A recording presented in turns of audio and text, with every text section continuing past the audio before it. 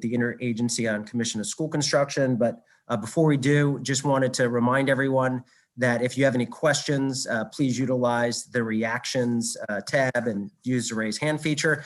We're also joined by the Senate President, Senator Bill Ferguson. I think he's here to keep an eye on me because this is his old subcommittee, but also I think it speaks to the importance of the Interagency Commission on School Construction and making sure that there's accountability around that as well. With that, I will turn it over to Chair Barnes for any opening comments. No, thank you, Mr. Chairman. I will mention that we are joined by our chairwoman, Chair McIntosh. Keep an eye on me as well. So welcome, Madam Chair. Welcome. And I will also mention that some of the EED members are over in Ways and Means tracking some other bills. So they'll be in and out just so the public knows that they are not absent there. We're multitasking. Yeah, no, that's a great point, Mr. Chairman. You might be seeing members coming in and out of either the Senate and the House, and we're multitasking. We have other bill hearings that we're going to, but these are important budgets, so we're here and we want to hear from you. So we're going to start off first with the analyst, Ms. Laura Hyde.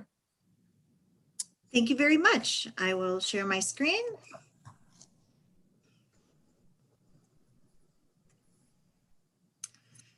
So this is on page 1. We're starting with the operating budget summary for the Interagency Commission on School Construction. This is the fiscal 22 budget that decreases by $5.4 million or 60.3% to $3.6 million in fiscal 22. The reason for this decrease is that the IAC received a one-time $5.8 million general fund deficiency appropriation in fiscal 2021 for the statewide facilities assessment. Now, if you'll please turn to page 3, Exhibit 1. This is the overview of agency spending. You'll note that in fiscal 2022, IAC's allocation for personnel is more than $3 million, which represents approximately 87% of the agency's budget. They also have $393,000 for contractual services, and other expenses are approximately $72,000. If you will please turn to page 4, Exhibit 2, under proposed budget, you can see that under personnel expenses, regular earnings of increased $66,000, which is offset by reclassifications for approximately the same amount. Then there's also consulting services for the statewide facilities assessment, which goes up by $375,000. And then you can see that there's the $5.8 million deficiency allocation in fiscal 2021 for the SFA. If you will please turn to page 5, under personnel data. You can see that IAC currently has 21 of 27 positions filled. The agency's vacancy rate is 22%. That's compared to 44% at the same time last year. They have a budgeted turnover rate of 8.60%, and vacancies above turnover are 3.68 positions. If you can turn to milestones for the statewide facilities assessment, that's Exhibit 3 on page 7. Chapter 14 required IAC to contract with a third-party vendor to complete a statewide facilities assessment by July 1, 2019. This assessment was supposed to coordinate with local school systems to identify data elements for the assessment and develop standards and procedures to comprehensively update the state's data on the condition of school facilities so that these data are not more than 4 years old. In 2019, the work group on the assessment and funding of school facilities reported that the first step in this assessment would be the condition of the school facilities was to have an industry standard methodology called the Facility Condition Index. In September 2020, the BPW approved a contract for this assessment, and at this time, IAC reports that the vendor has completed the pilot and expects to complete 50% of the 1,380 SFAs by March 2021, and the remaining 50% by July 2021.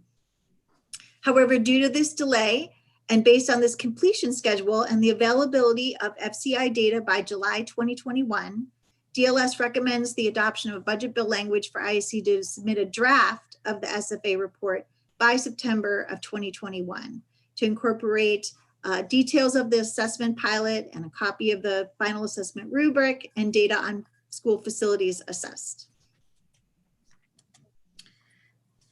You could please turn to page 8, Exhibit 4. This is vacancies. This is a list of vacancies that have been open since 2018.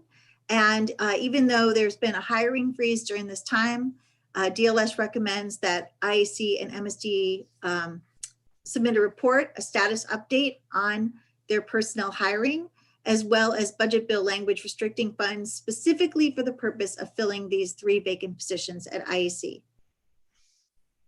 I want to point out that there's one more issue, which is the IMFAL implementation. This is a cloud-based asset library that would integrate preventive maintenance and facilities assessment data to allow local school systems to access these data electronically. There's been a delay in this contract and it is scheduled for resolicitation in February 2021. However, due to this delay, the Department of Legislative Services recommends the adoption of committee narrative for IEC to submit a status update on this project by August of 2021. This completes my presentation and I'm happy to answer your questions.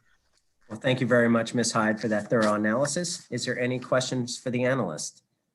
I don't see any on my side. Chair Barnes, you see any on your side? Okay. Do not. Thank you. We'll now turn to the superintendent, Dr. Karen Salmon. If you could just hit the highlights and then respond to DLS's questions, would be great. Welcome. Yes, thank you. Good afternoon, Chairman Zucker, Chairman Barnes, and members of the committee. I'm Karen Salmon, the chair of the Interagency School Commission on Construction. I'd also like to thank Laura for her thorough analysis.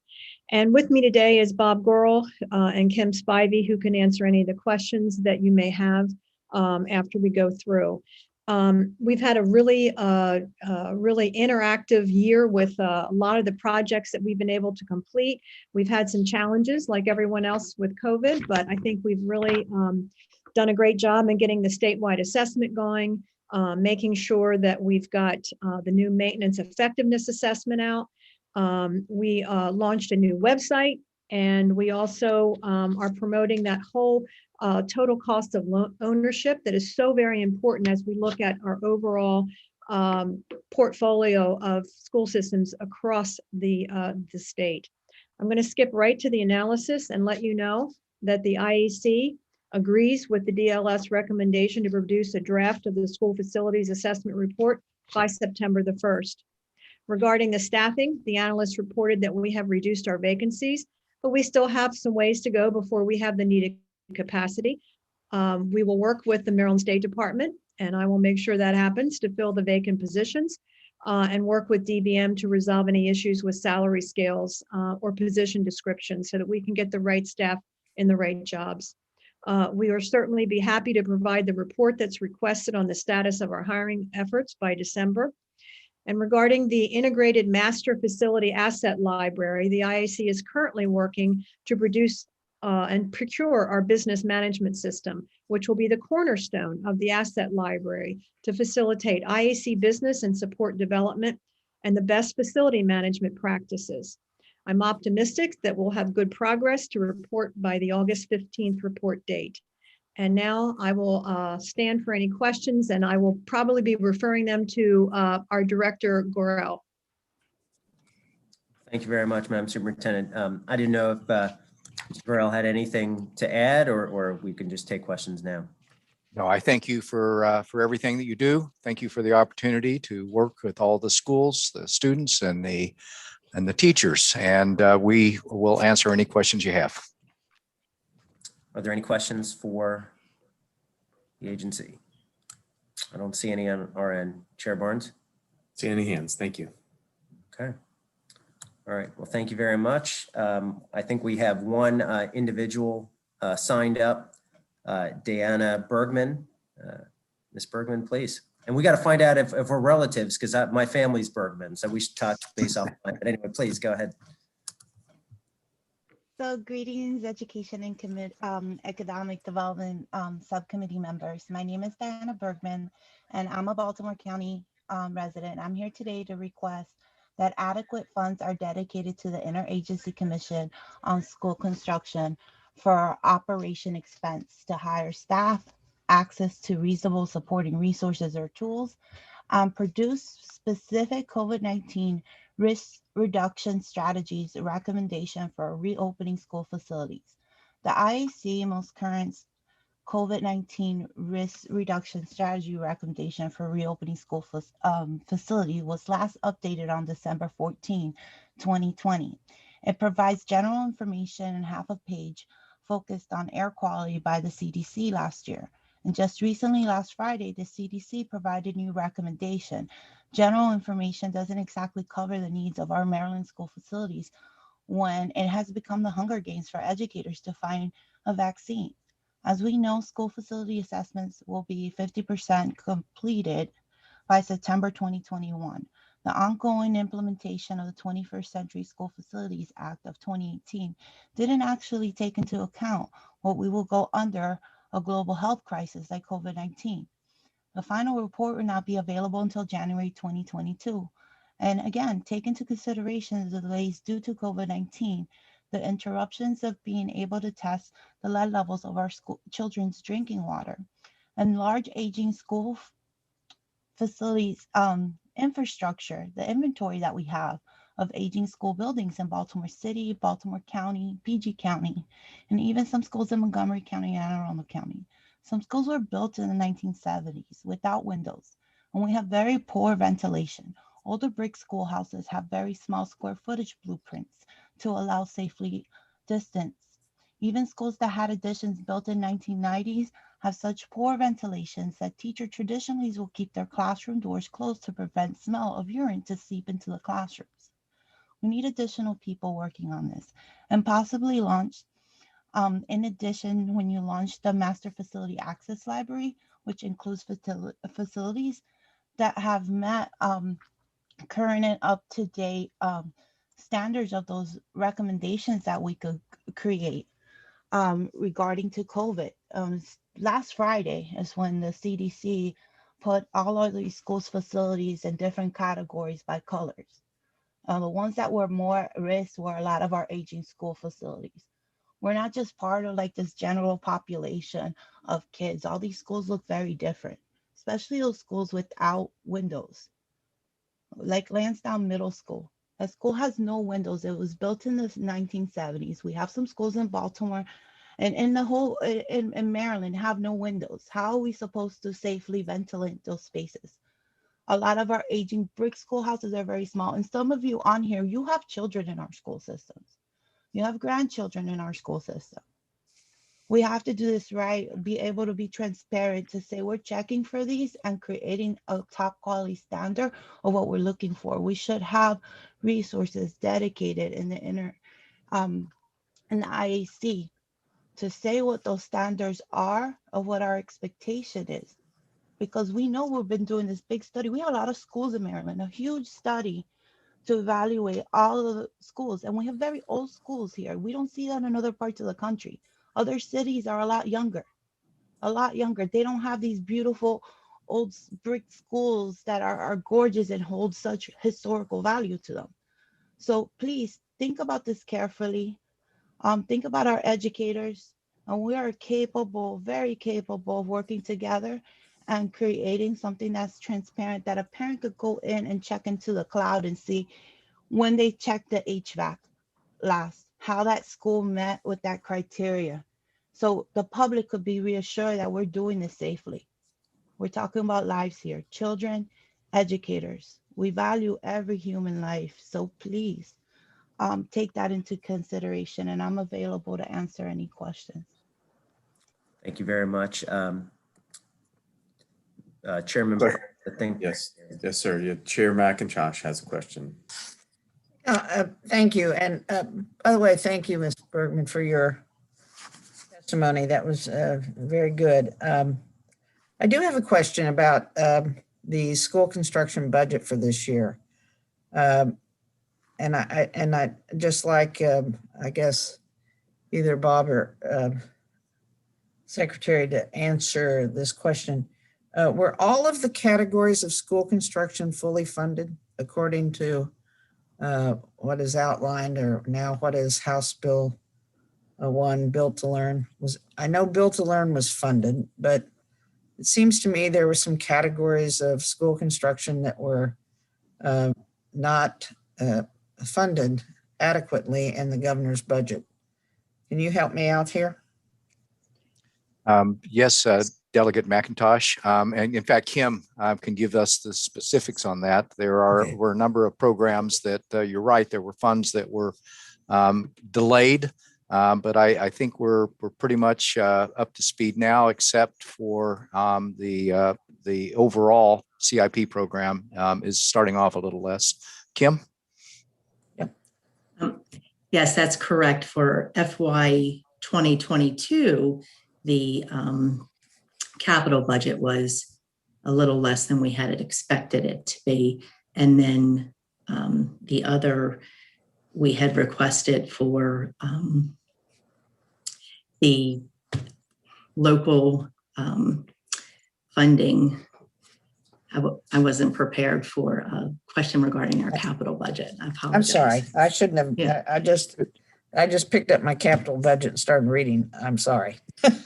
But I do think it's worth noting even now, although this isn't a hearing about, your capital needs. I mean, given Ms. Bergman's testimony, I think it's important for us to just flag for members of both the House and the Senate that that we do have an issue that, Delegate Barnes and others will be dealing with in the capital side, which is that in order to, have the concerns that have been raised here addressed, we need to look for that money. And I think Healthy Schools is not funded. Yes. Yes, that was the program. The Healthy Schools Facility Fund was not funded this year. We had 30 million for fiscal 20 and then 30 million for fiscal 2021 that we had paused on distributing the FY 2021, but it is our intention to begin that application process for fiscal 2021 during the spring here. Good. Thank you. And I apologize for jumping to capital. That's good. Ms. Bergman raises very important concerns that made me pick up my capital book and see if I was correct, that we are, as we move forward with you and this agency, we do need to make sure that we have all of our categories of need and help fully funded, I hope. So thank you. Thank you, Mr. Chairman. Yep, thank you, Chair Mr. McIntosh. And we'll be hearing the capital budget for IAC, I think, either 32 or 39. So if you could please come with any of the answer questions the Chair posed, as well as I know you'll be ready for that hearing. And Madam Chair, of course, you are welcome to join for that one as well. Mr. President, President Ferguson has a question. Thank you, Mr. Chairman. And of course, great to see you, Ms. Bergman, again, as always. Thank you for your consistent and ongoing advocacy. And thank you, Mr. Gorell and Superintendent Salmon for being here. I'm sorry, I did want to jump in on the Facilities Condition Index. This was the one that was supposed to be done in 2019. That now, if I'm reading this correctly, it says that it will not be done until January of 2022. It looks like it is under contract currently, and then there's still an additional $375,000. I'm curious if you could tell us how much we have spent thus far for being a year and a half over the deadline. And then is the $375,000 incorporate of all of the costs for this particular project? Given that the schools were empty, I'm surprised that there were not assessors in the buildings doing the assessments while the buildings were empty for the last 10 months. Kim, could you answer on the dollar amount? Then I can roll back to the assessment schedule. I did not look at how much we've expended so far. If you'll give me a second, I guess I can find that. That'd be great. Thank you. Okay. So schedule-wise, as soon as we were able to have the contractor out and underway visiting the schools, we have. we had many of the LEAs ask us to wait on coming. They have now gone 180 degrees and would like for us to go faster in the schools, and we're glad of that. And part of it was that they were worried about contaminating the buildings and their own staff becoming more exposed than they would otherwise. There were so many unknowns that I think it paused things more than it should. It's true. But those LEAs that we were able to get into, we did, and we went pretty quickly. Like I say, we'll be halfway done by the end of March, and we will have assessed all of the schools by July, meaning that we visited with them. We'll have the data. Then we have to start crunching through it. The assessment and funding work group has to agree with the commission on what weighting, which is the relevancy weighting. Not everything should be treated equal. Some things are going to directly impede learning, other things not so much. So we have to weight those things correctly, life safety and health, overcrowding, things like that, so that we get it right whenever we put the numbers together on ranking. And the cost currently? Oops. Cost, Kim? Oh. I'm sorry, could you ask the question again? We're looking for the How much have we spent cost. thus far? What we've spent thus far, yes. I have not been able to locate that yet. If you, we could get back to the committee with that. That'd be great. Thank you, Mr. Chairman. Thank you. Chairman Barnes, I'm seeing some more questions on your side. Yes, thank you. Vice Chair Solomon. Thank you, Mr. Chair. And I appreciate our chair, Delegate McIntosh, bringing this up. But Kim, I guess a follow-up question. What was the justification for the delay on the Healthy Schools Facility Fund? I'd sort of agree with what President Ferguson said. It's an opportunity, obviously, with kids not in a building to, make upgrades and get that money out. But what was the reasoning behind the delay? We had paused that program regarding the budget concerns for FY 2021. That's why we had done that. Okay, thank you. They were general funds. Yes. Are there any other questions? Seeing Chairman Barnes, I'll turn it over to you. Okay, I think that completes our IAC. Thank you very much for being with us. Dr. Salmon, stick around because I think you're up next with MSDE Early Childhood Development. Our analyst is Ms. Wagner. Ms. Wagner. Thank you, members, for all of your support. Thank you, Bob. Thank you, Mr. Chair and members of the committee. Can everyone see the screen all right? Okay. So the fiscal 22 allowance as introduced for early childhood programs remains level overall at about $370 million. So due to the timing of when we publish these analyses, this chart doesn't reflect the supplemental budget that was just introduced this week. That supplemental budget adds just under $110 million in fiscal 21 and about $19 million in fiscal 22, and that's all in federal funds that were authorized in the December stimulus package. So I'll refer to the use of that funding throughout the presentation, but you won't be seeing it here at the top of this analysis.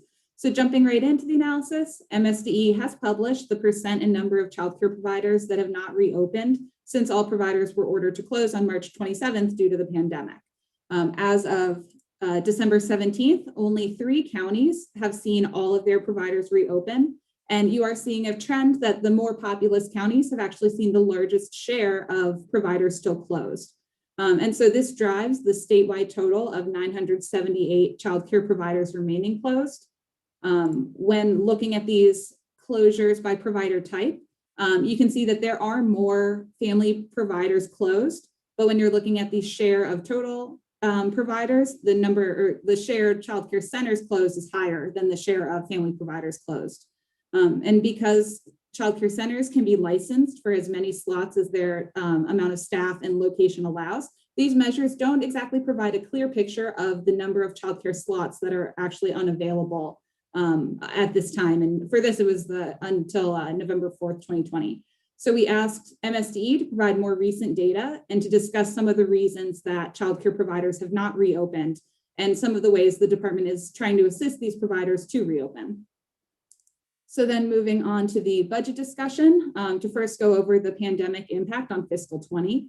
MSDE very quickly implemented a childcare program to ensure that young children and school-age children of essential personnel could still access care while all other childcare providers were ordered to be closed. On March 30th, about 29% of licensed providers were approved by MSDE to reopen, and that was to reopen specifically to serve essential personnel. And during this time, MSDE covered the tuition costs for these families and then later provided grants to the approved childcare providers due to their increased cost of operating during the pandemic. So those grants ranged from $800 to $2,000 for serving essential personnel and their children or their families. The Essential Personnel Childcare Program ended on July 20th. And this program cost a total of $91 million with about, and that was in fiscal 20. About half of that was supported with federal funding awarded to the state through the CARES Act. But then MSDE originally used its typical Child Care and Development Block Grant funding to support the other half of the program costs. The supplemental budget actually backfills this so that the more typical Child Care and Development Block Grant funding is restored with the December stimulus funding. So that accounts for about $50 million of the fiscal 21 supplemental budget. Moving on to the fiscal 22 allowance, the most notable change in the budget actually shows up in the Blueprint grant funding and the Child Care Scholarship Program. So to first go through the Blueprint funds, the governor allocated about $54 million in Blueprint funding for pre-K supplemental grants. These grants began in fiscal 2018, and they were originally only going to 4 local school systems where all of the eligible low-income 4-year-olds were being served in full-day programs. The Blueprint legislation in 2019 actually allowed for any jurisdiction to receive pre-K supplemental grants. So you're seeing a large expansion so that in fiscal 20, 22 jurisdictions began receiving these grants. The Blueprint legislation the House Bill 1300 from last session would have mandated that this program continue in fiscal 22, but because of the timing of the veto, this meant that the mandate was not in effect during budget formulation. However, the governor did continue funding pre-K supplemental grants on a discretionary basis.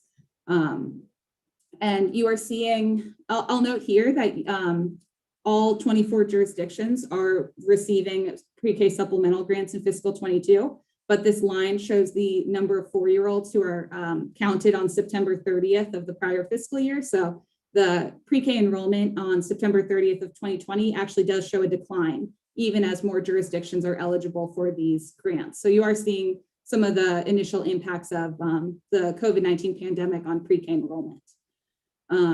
So then moving on to the other Blueprint funding for early childhood programs, the governor budgeted about $45.6 million in fiscal 21 and then $55.7 million in 22, and that is all on a discretionary basis. This chart shows how the allowance compares to the funding that would have been mandated in House Bill 1300 in fiscal 22. And the main difference is that the administration allocates $20 million in both fiscal 21 and 22 for additional pre-K expansion grants. So these are slightly different from the supplemental grants I described before because they are competitive grants and they can be used to support slots in public pre-K programs or community-based programs. So MSDE was originally holding back this $20 million in fiscal 21 in the event that there were later budget cuts. But now I believe the department's plan is to offer this funding as grants for summer programs, hopefully to respond to some of the learning loss that resulted from the pandemic. And that's specifically for pre-K summer programs. You'll see that the remaining funding is mostly in line with the early childhood programs outlined in House Bill 1300. This next chart describes some of the kind of programmatic differences and what these funds will be used for. The largest difference is that House Bill 1300 would have mandated funding for bonuses under the Maryland Excels program, and that's the state's child care and pre-K provider quality rating program. MSDE will actually award almost the same amount of funding or a little bit more funding instead to Johns Hopkins University for outreach and technical assistance with Maryland Excels. So we asked the department to provide a little more information on this funding specifically, since it is different from the House Bill 1300 uses, and include how this funding aligns with the statutory uses of the Blueprint Fund. There is also a DLS recommendation that the committee adopt narrative requesting a report on year-to-date Blueprint funding overall for early childhood. So then next, I will move on to the Child Care Scholarship Program. This program assists low-income families in paying for childcare tuition. Recently, there have been multiple programmatic changes that have been made to try to increase participation in the program. You can see it includes expanding income eligibility and then increasing the provider reimbursement levels to meet higher percentiles of the market rate in each region. You can see how these changes did lead to overall increases in participation levels, especially compared to the about 15,000 children participating in the program. Now it kind of hovers closer to 20,000. I'll note that these initial counts in fiscal 21 are preliminary and they could be adjusted up later. And so that's just showing the impact of some of these program changes. Looking at how that does impact funding, these program changes have led to increased spending in this program. The program is predominantly funded with federal child care and development block grant funds. And again, you can see that the total funding for the program has generally increased. In fiscal 2017, the program was budgeted at about 80 million, and now in 22, it's closer to $140 million, in part due to some of these program changes that have taken effect. I will note that fiscal 20 includes the child care development funding that was used for the essential personnel program. And so that's driving a lot of this one-time increase. And then MSD also began paying providers for child care scholarship enrollment rather than attendance. So this does keep some of the program funding a little higher than you would see if you expected child care attendance to be down during the pandemic. I'll also note that this chart also doesn't show the December stimulus that's been added. So that will add $60 million in fiscal 21 in federal funds, and that funding will be used for a new grant program for child care providers in response to the pandemic. Like I said before, there's $50 million in that stimulus funding that backfills the essential personnel spending in 20. And then there's $20 million added to fiscal 22. But MSD hasn't finalized the use of those funds yet. And so the department should provide a little more information on other regulatory changes like that, paying it based on enrollment rather than attendance for providers. And then they should also explain a little more on how they'll spend the supplemental budget for Child Care Development Fund spending. And then I'll note here that federal funds through Child Care Development Fund have supported this program and the increased cost until fiscal 22. This is the first time you're seeing a slight bump in general funds. There are $5 million in general funds added, and that's the first increase in general funds since fiscal 2018. So the costs of the program have been increasing, and this is the first year you're seeing an increase in general funds in quite a while. So then the last thing I'll say about the Child Care Scholarship Program is that while this program has seen a lot of program changes, MSD has not established a new contract to forecast participation in spending. And so it's concerning as it's not clear that MSD has ensured that the program costs are sustainable long-term. And you can see that as there are $5 million in general funds added in fiscal 22. In the interest of time, I won't go over this timeline in too much detail, but basically MSD had not been receiving as accurate forecasting from its interagency agreement with Towson University. That MOU expired in fiscal 2018 when budget language restricted the funds for this contract from being awarded through an interagency agreement. So this required this contract to be handled by a competitive bid contract. However, MSDE just recently entered back into an MOU with Towson after the fiscal 19 ended. And so this new MOU with Towson has taken effect, I believe, in November of 2020. So we asked the department to explain why it started a new MOU with Resi for these services and if the new MOU has any changes to ensure more accurate forecasting. The department should also describe what measures it would take if childcare subsidy program costs were to rise significantly above what's currently budgeted. So then finally, to go through the recommendations briefly, DLS recommends narrative on the blueprint funding.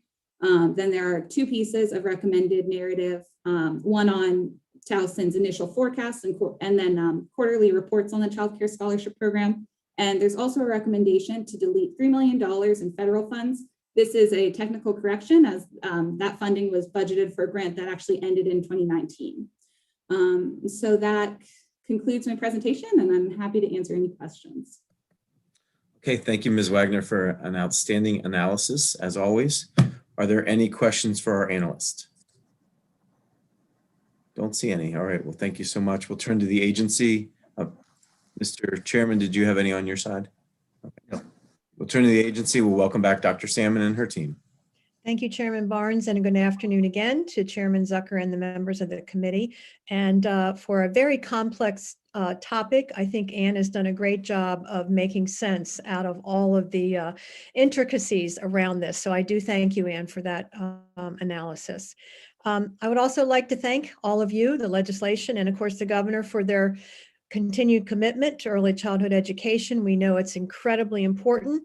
Child's early years are the most critical time for brain development, and the investments we make in our youngest learners are the best investments that we can make to ensure that each child is ready to enter school, ready to succeed.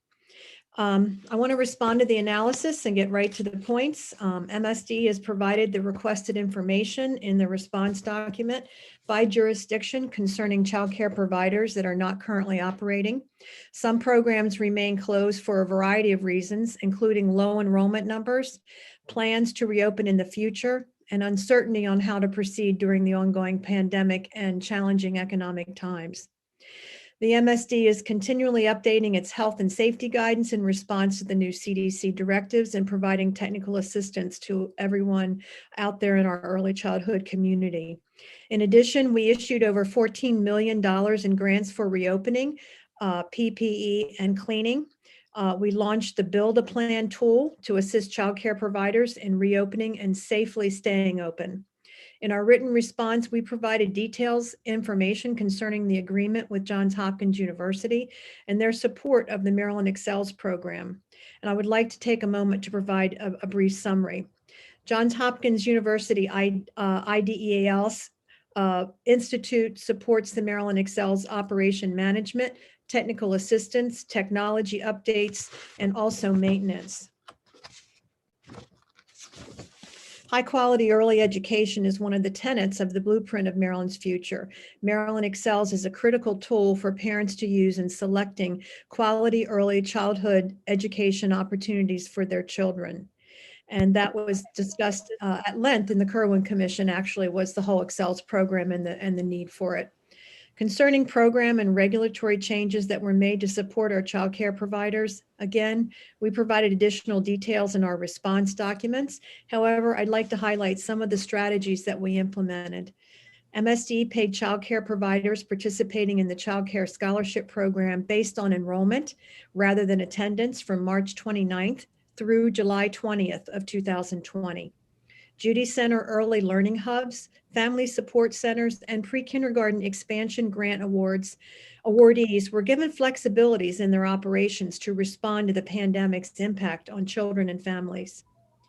The Coronavirus Response and Relief Supplemental Appropriations Act of 2021 was signed into law on December the 27th and provides nearly $130 million in additional child care development funding. In addition to the $60 million grant program that was released last week to support our child care providers, $50 million of this new federal relief funding will be used to restore the child care development block grant funds that funded the Emergency Essential Personnel Child Care Program. MSD will hold the remaining $20 million for future support to child care providers. I'd also like to take a moment to provide an update on the Advanced Research and Data Analysis contract. MSDE procured a competitive bid contract for this service twice. The first attempt was not approved at the June 19th, 2019 BPW meeting. The second attempt yielded Towson University's Regional Economic Studies Institute, or RESI, as the most advantageous to our state. Our response document outlines differences between the previous MOU and the current MOU. RESI staff have been onboarded and are beginning to provide us valuable reports and forecasts to assist us in operating the Child Care Scholarship Program. Finally, if child care scholarship costs rise substantially above its appropriation, the Maryland State Department of Education has several options. We can freeze acceptance into the program at the highest income levels and begin to generate a wait list, or we can freeze all levels and only serve currently enrolled families. Clearly, neither of these options are favorable. We will continue to monitor the program closely concerning the program costs and the appropriation.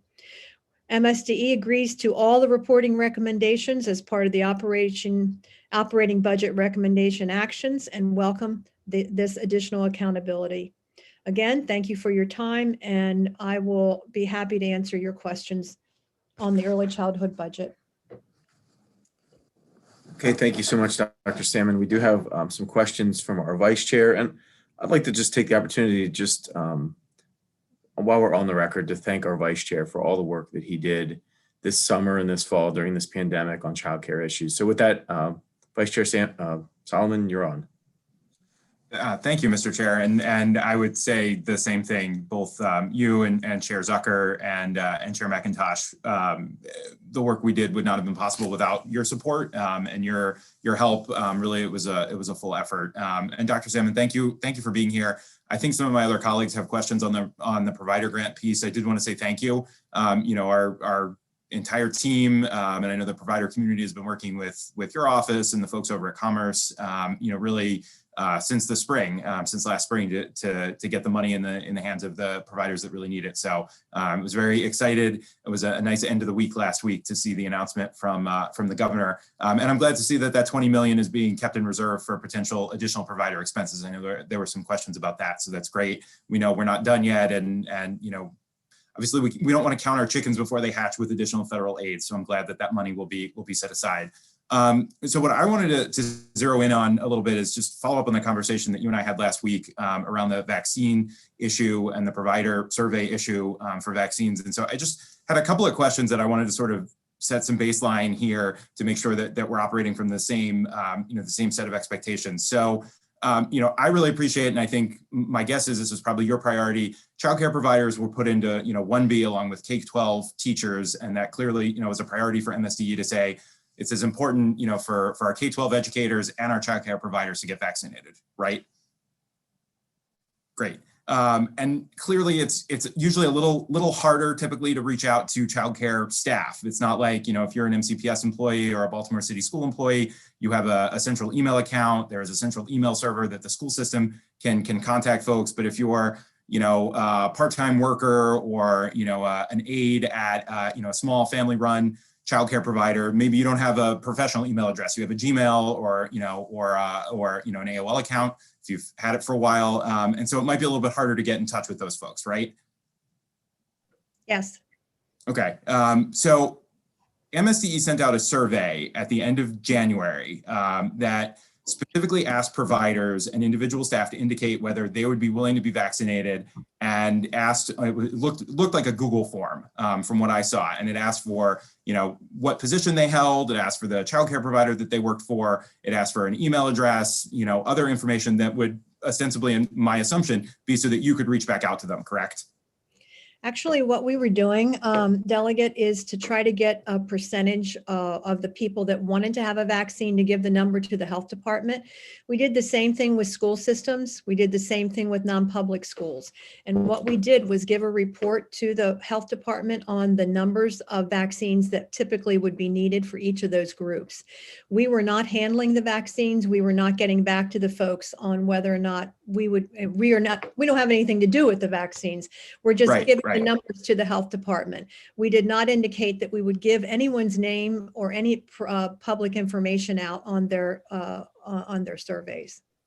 Right. Well, so I understand that. So, but you just indicated, obviously, this is a very difficult group normally to get a hold of, and you now have conceivably in your possession, I mean, if you didn't want to follow up with people, or if there wasn't an expectation that additional information would be sent out either from MSDE or MDH, I mean, I understand, and you all are not handling the vaccinations. That's not my question here. But the assumption would be if you were asking for that information, there would be some sort of a follow-up, correct? Well, what we were doing was getting simply the numbers of people that wanted vaccines to give the numbers to the health departments. We've done the same with all the other groups of people, and we have sent those over to the health department. They have the list of all the child care providers, all the names of the folks that responded to the survey, and as well as their addresses and where they're located in the counties. So that information was what we provided. So Dr. Salmon, I don't mean to interrupt you, but part of my frustration here is that I have been in close communication both with your team and with MDH, and MDH does not have that information. What they have is just essentially a list of the provider, the provider that a person works for. So it might say, Children in a Shoe or, Methodist Church, whatever it is, and then the county that they're in. So I understand that MDH is running this. And I guess part of the reason the ultimate goal that I'm trying to get here is, in the language that you wrote, that MSD wrote in the survey, it said this was also to help local jurisdictions streamline and, prioritize their communities and groups that are obviously eligible under 1B. I can tell you our county in Montgomery, and I'm sure this is probably the same for other county health departments, would love to have that information because they have set aside vaccine allocation, at least 100 a week, many of which are going to our child care providers because K-12 schools have been taken care of inside agreements. And so our county health director said to me last week, he would love for his department to have that list, again, not sharing it publicly, but be able to cross-reference, to follow up, to prioritize childcare community. And MDH frankly said the same thing to me, and they don't have that yet. And I imagine that somewhere within MSDE, that Google form with all of the information that you mentioned, the email addresses, the names, and a way to follow up with people is sitting there. And I guess what I'm asking is a commitment from your staff to work with MDH and our office and this committee to make sure that that information, the transfer is facilitated to MDH so that they can share it with our local jurisdictions, with any health providers who may be willing to, step up and prioritize vaccines again for this community. This isn't just an exercise. We know if we can get these folks back in, we can reopen our economy. And I guess, will you commit to that? Well, what I will commit to doing, Delegate, is to have our early childhood staff reach back out to the people that filled out the survey to make sure that they're comfortable with their information being shared outside of the survey that they filled out. So I will be happy to do that. I guess I understand that.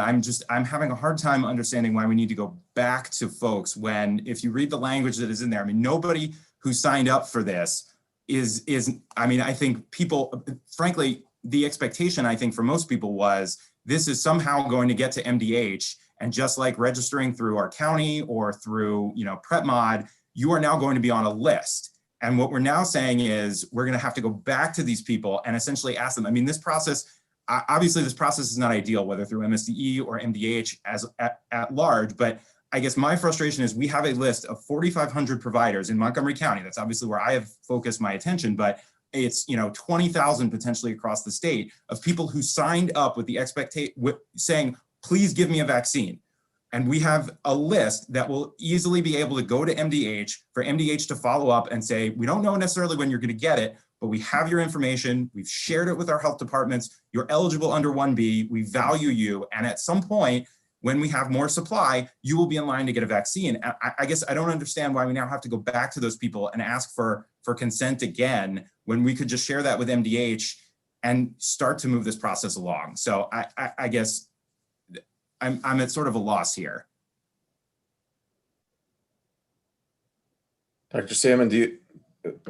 Yeah, I will confer with our legal department on whether or not we can just give somebody's information out when they didn't know what purpose it was going to be used for, because that's, anybody could come off the street and say, I want to have a list of all the people that signed up for this. I need to check that out. And I've had a conversation with the health department, and they did not ask me for that information. It was the way that we got it. It was the only way we could get it, was to have people contact us. So I will work on that and we'll see what we can do. Okay, we're going to look forward to that response. Thank you, because it does seem intuitive. I mean, to Delegate Salmon's point, that if you're signing up for a list to get a vaccine, it's going to be shared with the people who are giving you a vaccine. So, if you could get back to us sooner rather than later so that we can take any additional steps that are necessary on that, we do appreciate it. Any other questions, Mr. Vice Chair? Yeah, we got a couple on our, but when are you going to get the answer to this for us in terms of your legal? I will talk to them today. And so you think we'll hear back from you today on it, or Not today, no. tomorrow? I don't know. I will get it back to you as soon as I can, Senator. Okay. I just want to also thank Nancy King for all of her work around childcare issues. I know that you and Delegate Solomon have been teaming up on in this in many areas. I just wanted to give a shout out to you, Senator King. Senator Elfreth has a question. Senator Elfreth. Thank you, Mr. Chair. Thank you, Madam Superintendent. Good to see you. My question is around the recently announced 60 million grant program, and just obviously it's imperative that we get funding out to these small business, predominantly women-owned businesses that are struggling so much right now. So when can we expect any kind of rubrics or metrics or any detailing of the grant program, and when can we expect that money out the door and into the economy? So I'm going to ask Emily Brandenburg to respond to that question. Emily? Thanks, Dr. Salmon. And Stephen Hicks is on the call as well. I might need you to back me up a little bit, but we released the application yesterday, I believe at noon.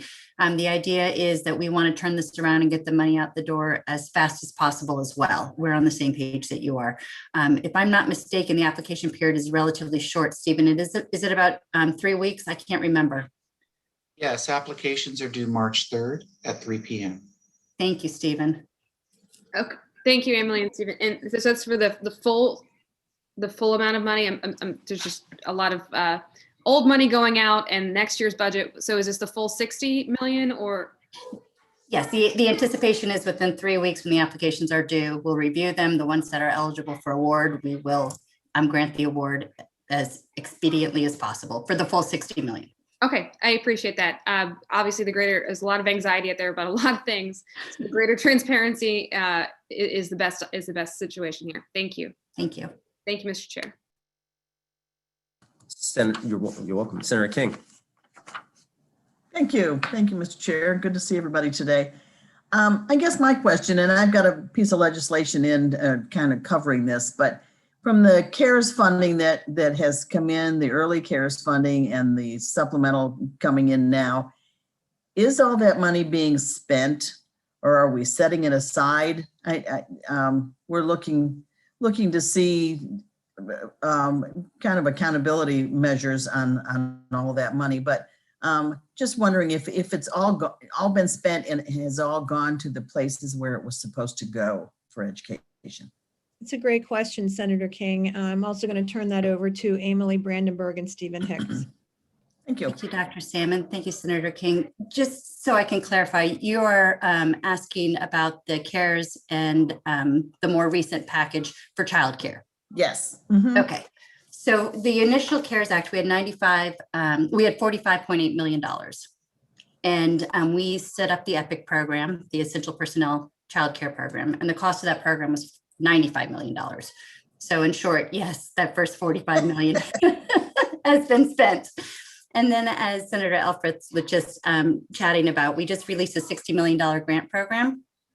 Let me back up a little further. The second round for the pandemic relief funding, we had $128.8 million. And so we just released a $60 million grant program. Out of that $128 million, we're going to cover the additional nearly $50 million from the EPIC program, because we had $45 million. We spent $95 million to support that program. And so that leaves about just under $20 million that we're going to reserve for future use to support our childcare community. Okay. Thank you very much. Thank you. All right, I don't see any other questions on either side. So we have one witness, Clinton McSherry. Clinton, if you're with us, you are on. Here you are. Thank you. Thank you very much. Distinguished chairs and honorable members, good afternoon. My name is Clinton McSherry, and I'm the Director of Public Policy for Maryland Family Network, and I appreciate this opportunity to speak with you today. You have my written testimony, and if you read it, I think you'll see that our concerns very closely mirror those in Ms. Wagner's excellent analysis, which almost makes me look smart. But briefly, I'd like to make 3 additional comments. First, we commend the Hogan administration and MSDE for its discretionary allocation of $54.7 million in FY22 for early childhood programs beyond pre-K. This builds on last year's similar allocation with an increase of $9.2 million. And this all goes to the benefit of really important programs, including family support centers, Judy centers, the Maryland Infants and Toddlers program, and early childhood professional development. And for this, we are very, very grateful. Second, I feel like I need to add a major cautionary note to the discussion of open versus closed childcare programs. I'm afraid that when we talk about projections and percentages of providers that are currently open, we often fail to make it clear just how precarious a position those open providers are really in. They've been hit with a prolonged double whammy of drastically lowered enrollment on the one hand, and significantly higher expenses associated with PPE, with sanitation, with a host of other health protocols, as well as staffing shortages at exactly the time when they are least able to manage those higher expenses. I will also say that we have lost providers not only to closures, but also to the virus itself. We've lost some really, really good ones, let me tell you. In April of 2020, and again last month, Maryland Family Network surveyed Maryland's child care providers and programs, and we got huge responses in both cases. The results of last month's survey will be released next week, but spoiler alert, it paints a pretty stark picture. Nearly half of the programs report that they will have to close permanently if pandemic level of enrollment continues into the future. Certainly, like Delegate Solomon, I was delighted to see the announcement last week of the new $60 million grant program. I just have to hope that it won't come too late for a number of those providers. And my final comment concerns the potential dedication of new federal funds to backfill the costs associated with providing free care to the children of essential personnel in the early months of the pandemic. I certainly, me of all people, will not begrudge high quality childcare provided to anyone, least of all those workers on whom we all relied and still rely, whether they were food service worker staff or whether they were relatively affluent health professionals. Similarly, it was just great that the administration chose to continue paying providers who participate in the child care subsidy program based on their enrollment rather than their actual attendance. Bravo, kudos, thank you very much for doing that. That said, we, the state, chose this course of action. I shouldn't say we, the state chose this course of action, often with some strong support from us in the advocacy community. And now, of course, we have to reckon with the cost. But in doing so, I urge us not to imperil the dramatic improvements we have made collectively with leadership from the legislature, with leadership from Dr. Salmon and Stephen Hicks in the Department of Division of Early Childhood in the child care subsidy program. This program was one of the most poorly run, most inefficient, and certainly poorest paid. I shouldn't say, let me rephrase that, please. It wasn't necessarily poorly run, but we did not have the resources to do what this program is designed to do. We have made dramatic strides in eligibility, in reimbursement rates over the last 3 years, thanks to legislative initiatives. This is absolutely the wrong time to imperil that. If there couldn't in fact be a worse time. So I just want to say that as we try to address costs, as we try to calculate the expenditures of federal dollars and state dollars, we have to exhaust all available funds. There are some federal funds came to the state, not just in the form of the child care. Mr. McSherry, if you could, we do have a 2 minute. Yep. And we've let you go on because we know the great work that you do, but if you could summarize. I appreciate your indulgence, Mr. Chairman, and I will stop there. Okay, well, thank you, sir. And we're serious about that. Thank you for all your great work. Are there questions for Mr. McSherry? Mr. Chairman, I think that finishes MSDE early childhood. I'll turn it back over to you for MHEC. Thank you very much. Committees will turn our attention to the Maryland Higher Education Commission. We're going to start off with the budget analysis from Sarah Baker and Ian Klein. Ms. Baker, please. Okay. Let me just pull it up.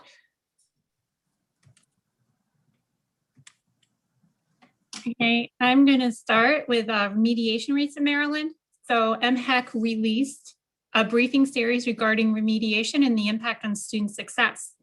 Of the 2017 first-time full-time cohort, the students, 61% of community college students and 16% of public four-year students were assessed to need remedial work. Now, as shown on Exhibit 1, students assessed as needing remedial work in English were less likely to complete a course within a year compared to those needing math. And while community college students are nearly 4 times as likely to require remedial work, their completion rates are similar to those at a four-year institution. Now, as you know, there are concerns that remedial courses may be a barrier to student success. And as shown in Exhibit 2, only 24% of community college students and 44% of four-year students who completed a math development course went on to take a credit-bearing course within a year. However, I do note that 27% of those assessed as needing math remedial math at four-year institutions did not take remedial course, but instead went straight into and successfully completed a credit-bearing course compared to 16% at community colleges. Exhibit 3 shows even a greater proportion go on to credit-bearing English courses within a year. Overall, about a quarter of the students at four-year institutions and about a fifth of those at community colleges are assessed as needing remedial work, but they do not take the developmental course, but rather went on to successfully complete a credit-bearing course, indicating that assessment tools may not provide an accurate measure of a student's ability to succeed in credit-bearing math courses. So moving on to online enrollments. In 2016, Maryland became the full participant in SARA, which established national standards for interstate offerings of online enrollment in online program and courses. In 2019, over 91,000 Maryland students were enrolled on online programs at out-of-state institutions, and Exhibit 4 shows the top 10 states where Maryland students enrolled. Now, 31 Maryland institutions offer online programs in which about 69,000 out-of-state students enroll.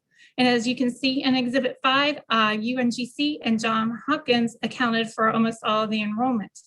I just want to note this data provides a picture before COVID. So a comparison of this data to 2020 and the out years will show the impact the pandemic had and if there is a permanent shift on online learning. So I'm going to move on to program approval. And of the 570 academic proposals MHEC received in 2020, 217 were for substantial changes. And as shown on Exhibit 7, over 58% of those proposals were for new academic programs. At the bottom of the page, moving on to the actions affecting the 21 budget. And the July PPW action reduced MHEC's budget by 11.4 million, of which 10.6 was related to funding Selinger at the 2020 level. And there are also 3 deficiencies that will provide 3.1 million in general funds, of which 2.4 million is related to the state match requirement for the Safe for College program, 600,000 is for Cyber Warrior, and 44,000 is for the ABLE program. I'm going to turn to the allowance. Exhibit 8 shows how the 2022 funds will be spent, and of 103.4 million in total funding, 57% funds the Selinger program, Nurse Support 2 program combines 18%, and educational grants account for 16%. Exhibit 9 shows the adjusted proposed budget, and overall MHEC's budget decreases 11.4 million. And this is mainly due to a one-time $10 million grant from the Governor's Emergency Education Relief Funds to support workforce development programs at community colleges, and then the 2 deficiencies related to Safe for College and the ABLE program. Turning to the Selinger formula, as shown in Exhibit 10, the BRFA would fund the Selinger at the 21 level, as is shown in Exhibit 10. The BRFA would fund Selinger at the 21 level at $59 million, which would be about 29.8 million reduction from the allowance. I do want to note that the MICUA institutions did receive 22.4 million in CARES Act funds in 2020. and they are receiving $34.8 million from the Consolidated Appropriations Act. And there is another $2.6 million from the State's Relief Act that the institutions will be receiving. The BRFA also changes the methodology for calculating future increases. It bases the growth on the general fund less 1%. So this would temper growth to $66.1 million by 2026. Now, Exhibit 11 just compares the allocation of funds under current law and the BRFA. The distribution of the BRFA is not based on enrollment, but on the fiscal 2020 allocation. So Exhibit 12 compares the allocation of the $59 million if it was based on the 2020 enrollment numbers, which is what's used to calculate the 22 allocations. You see that 8 institutions experience enrollment declines, therefore their funding would have declined at these institutions if the $59 million is distributed by enrollment. I would like to note that if the total funding were based on enrollment like K through 12 formulas, a decrease in enrollment would result in an overall reduction of total funds allocated for Selinger. I'm going to turn to the first issue of the student loan debt tax credit. Those who qualify have to have at least $20,000 in student loans, a balance of at least $5,000. Now, MEC is authorized to annually approve $9 million in credit. As shown in Exhibit 14, between 2019 and 2019, applications increased almost 240%, but you'll notice they fell by about 28% in 2020. And this is probably mainly due to the federal suspension of the college loan payments. So as shown in Exhibit 15, the decline led to an increase in the amount of tax credit that was awarded. Exhibit 16 just compares the outstanding loan balance of recipients. And with the inclusion of graduate debt in 2018, the number of those with balances over 100,000 increased to over 2,000 in 2019. Now I will turn it over to Ian, who will be talking about the 529 program. All right, thank you, Sarah. So we're going to get started on Exhibit 17, which is on page 23. This shows the state matching contributions provided by taxable income level from fiscal 28 through 2021. As shown in the dark blue bars, 56% of total eligible applications in fiscal 2021 came from the lowest tax bracket groupings for the matching program, which is $50,000 for single filers and under $75,000 for joint filers. These results indicate that the marketing strategies developed by the Maryland 529 to target lower and middle income families have proven effective. Moving to Exhibit 18 on page 24, this shows the county breakdown of applications received. As shown in the exhibit, applications from Baltimore City continue to represent the plurality of applications at 33% of total applications in fiscal 2021. Applications from Baltimore and Montgomery counties represented just over 30% of total applications. And when Baltimore City is included in this total, these 3 counties alone encompass just under 2/3 of the total applications received. Exhibit 19 on page 25 shows total application numbers for fiscal years 2018 through 2021. The number of completed applications increased 27% from fiscal 20 to 2021, going from 23,980 to 30,468. The number of eligible applications also increased, growing by 25%, going from 21,291 eligible applications in fiscal 2020 to 26,592 in 2021. As a result, as shown in Exhibit 20 on page 26, the program had more eligible applicants than funding allocated to meet the state matching amount needed for all eligible participants. A proposed fiscal 2021 deficiency appropriation is included in the fiscal 2022 budget to cover the total cost of the program for all eligible applicants in fiscal 2021. This would bring the total amount allocated for the state matching program to $12.5 million. The proposed 2022 budget funds the matching program at the same $10.1 million level as was allocated in fiscal 2021. Prior to the 2022 application period, the statute concerning the funding match did not limit the number of accounts that could be open for a single individual. As a result, a single beneficiary had the ability to have multiple state funding matches awarded as Maryland 529 interpreted each individual account to constitute a new beneficiary claim. Exhibit 21 on page 27 provides the count of applications per beneficiary and shows this impact. 9.5% of total applications in fiscal 2021 were for the 6 or more grouping, whereby a single beneficiary had at least 6 matching contributions applied for them.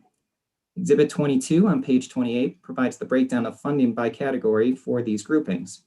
The 1 to 2 grouping will receive 8.7 million or 69% of the 12.5 million allocated for the program in fiscal 2021, while the over 6 population, which as previously mentioned represented 9.5% of total applications, is scheduled to receive 1.6 million of the funding match or 12.6% of the 12.5 million allocated for the program. It should be noted that the BRFA of 2020 limited the number of state matching contributions, beginning with the fiscal 2022 application period, to no more than 2 for a single qualified beneficiary. Furthermore, a legislative work group was established during the 2020 interim that further identified legislative solutions that could be adopted to ensure the program comports with its original intent. These items are included in Senate Bill 779 and House Bill 1238 and are listed in bullet form on the bottom of page 28.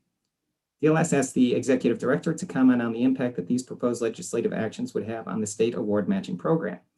And I will turn it back to Sarah Baker. Okay, and I'll just, we have 3 recommendations. The first 2 are annual reports on the progress to the 55% completion goal in institutional aid by ESC.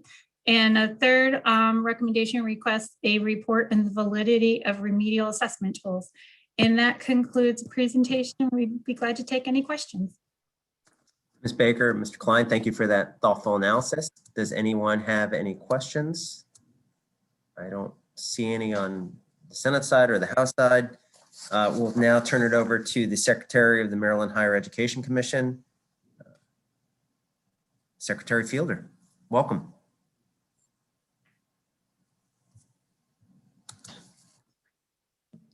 Mr. Secretary, you're on mute.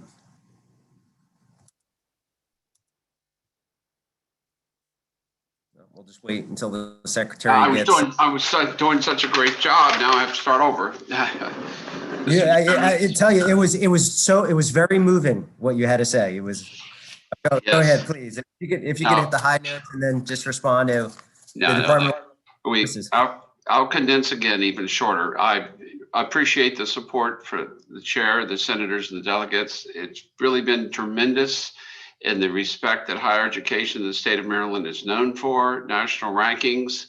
And as you know, that we're first state in terms of percentage of PhDs and engineers in the workforce, second highest in terms of graduate in the workforce. So our education level supports the catalyst for our culture, and that's what's going to return so much to getting us past this pandemic. And as you know, the research and development is outstanding in the state. It's helped with the pandemic discovery of the different vaccines and the research on the human genome. It's just phenomenal, but a very tumultuous year. And the tumultuous year has caused even more innovation to occur. You know, our 3 goals are access, success, and innovation for our students.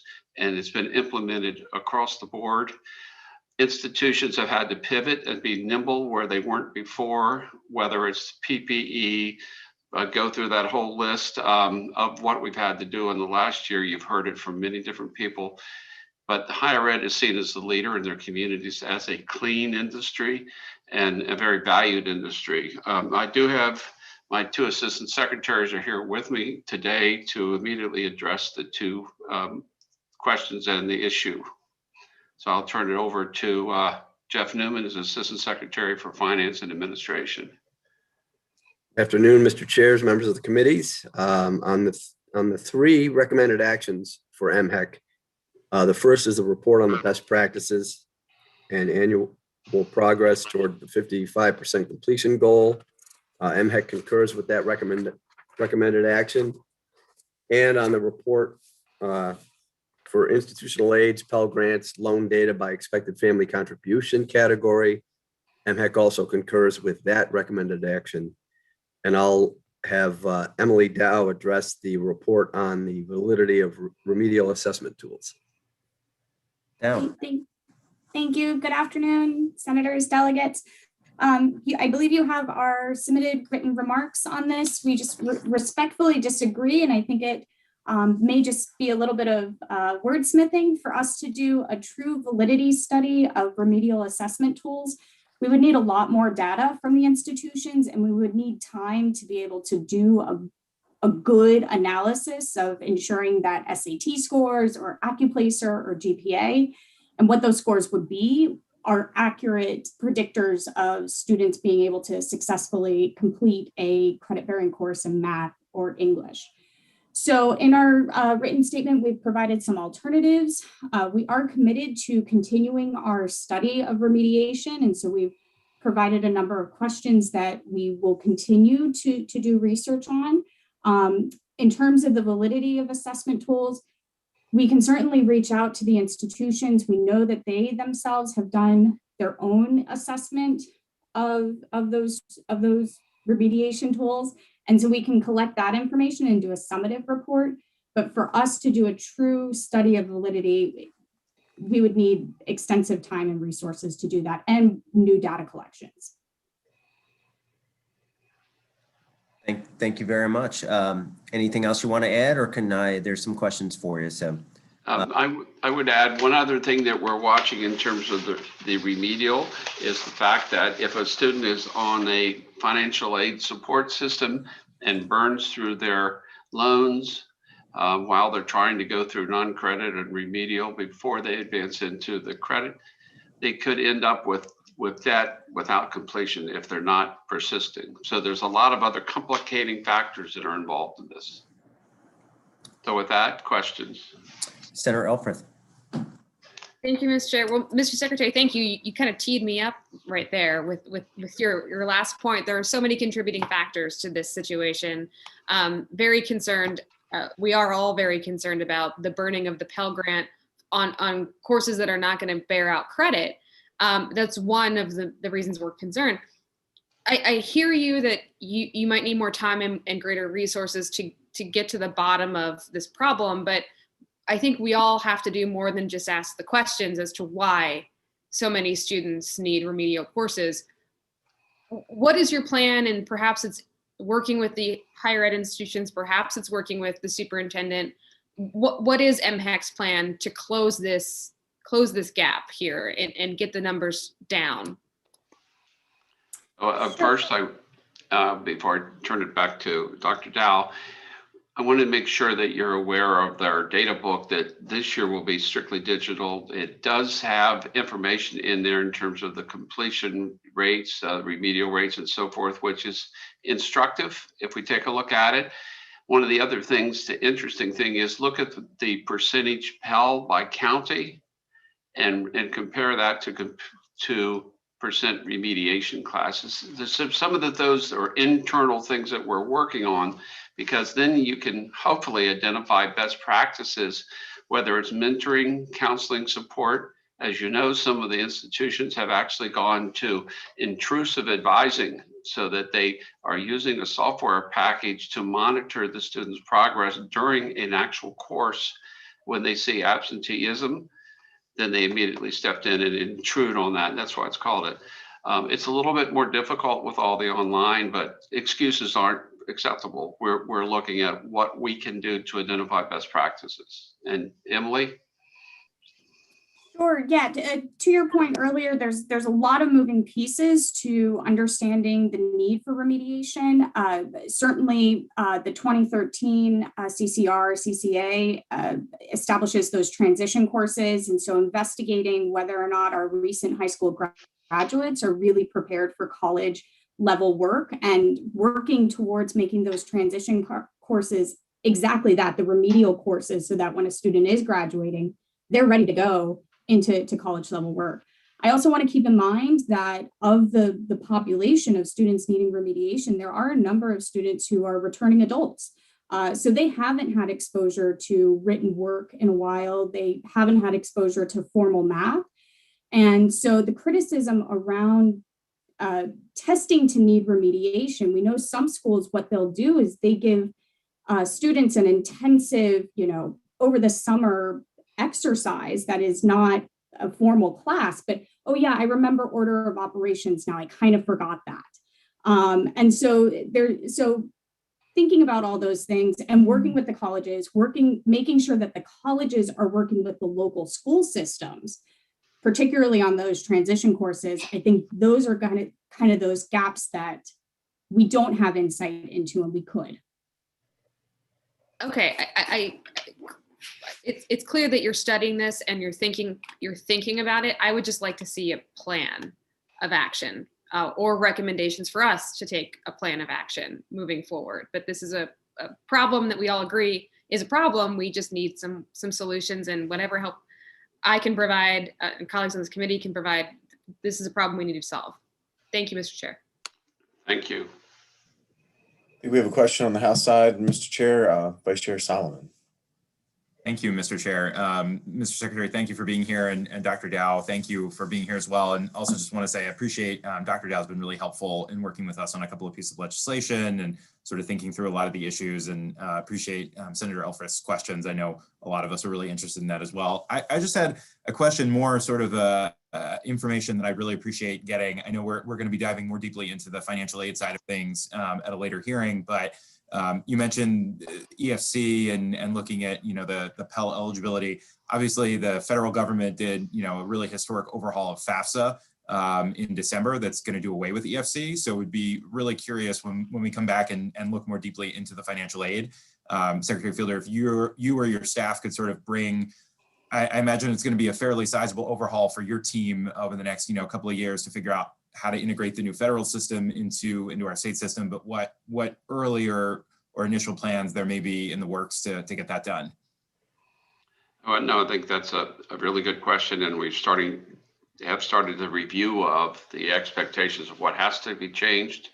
I would say that one of the things that we have researched is that financial preparation for college is not a guarantee of success, and that you can see the direct congruence of an individual who's not prepared financially for college at whatever level is also going to struggle in terms of the academic side. So there's direct parallels. There's also a parallel in the whole United States. If you look at unemployment insurance by zip code and compare it to educational attainment by zip code, so that you very quickly can understand that, all of you are in the committees and subcommittees on education and economic development. They're intrinsically tied together. Education is what makes the difference, and we need to establish as quickly as we can a way to evaluate policies and change the ones that are not working. If we've continued to put out tens of millions of dollars, and if it's not being effective, and why is it effective at one institution and not another? And that's the identification of best practices. Some of the gaps and racial gaps that we were historically experiencing are closing. Some institutions have very specifically hired success coaches, and they've done other mentoring programs.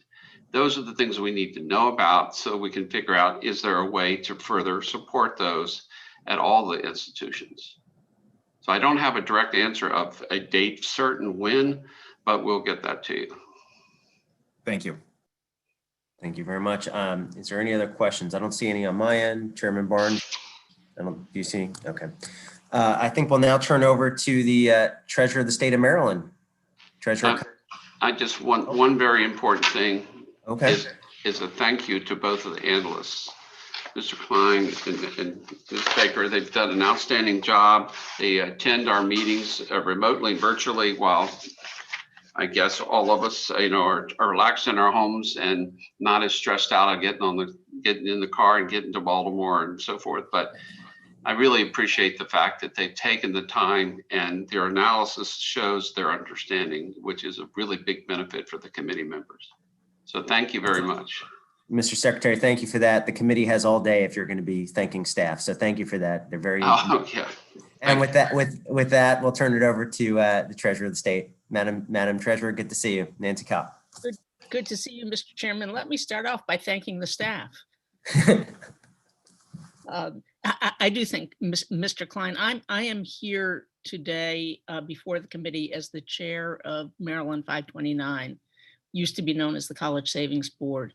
And I do thank Mr. Klein for an excellent analysis. And I do thank Senator Elfreth and others for helping us, I believe, make this a better more focused and targeted program.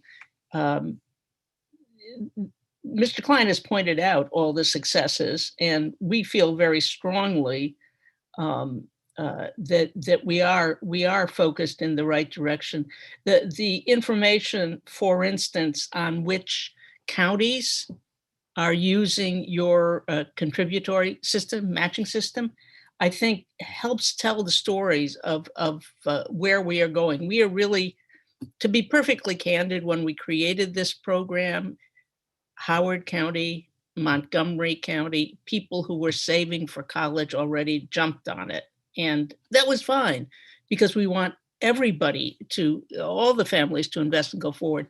But the real goal was to reach out farther beyond the traditional college going family and help those people who didn't think they could save for college or weren't sure they could save enough to understand that this is a program that their fellow citizens and taxpayers actually are providing for them, because we know that when families invest in savings, the children are many times more likely to be going to college. This has been shown.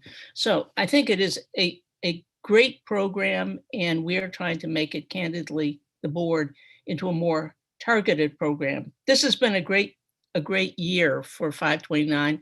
COVID and everything else aside, we have strengthened our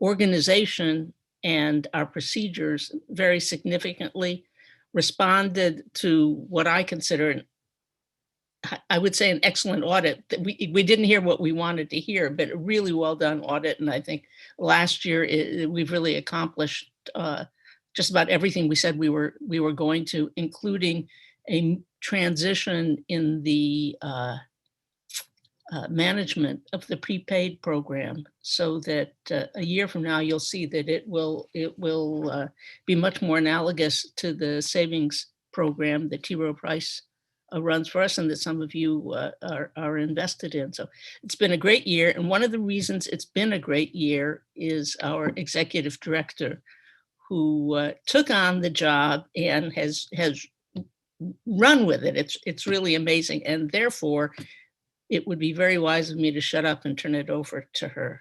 So unless you have questions for the board, we are here. I don't see any questions. Ms. Layton, welcome.